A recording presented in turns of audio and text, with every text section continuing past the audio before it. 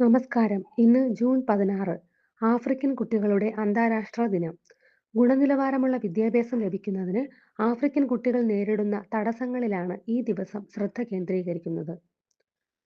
1976 June 16-ന് ദക്ഷിണാഫ്രിക്കയിലെ സൊവാറ്റോയിൽ ഏകദേശം 10,000-ത്തോളം കറുത്ത വർഗക്കാരായ സ്കൂൾ കുട്ടികൾ അരമൈലിലധികം നീളമുള്ള ഒരു മാർച്ച് നടത്തി. അവരുടെ വിദ്യാഭ്യാസത്തിന്റെ മോശം ഗുണനിലവാരത്തിൽ പ്രതിഷേധിച്ച് സ്വന്തം ഭാഷയിൽ പഠിക്കാനുള്ള അവകാശം ആവശ്യപ്പെട്ടുകൊണ്ടാണ് അവർ മാർച്ച് നടത്തിയത്.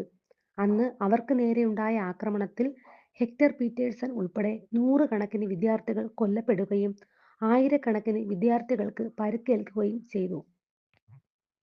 ഞങ്ങൾ അപ്ലോഡ് ചെയ്യുന്ന വീഡിയോകൾ മുടങ്ങാതെ കിട്ടാൻ ഈ ചാനൽ സബ്സ്ക്രൈബ് ചെയ്ത് തൊട്ടടുത്തുള്ള ബെൽ ഐക്കൺ ക്ലിക്ക് ചെയ്യുക.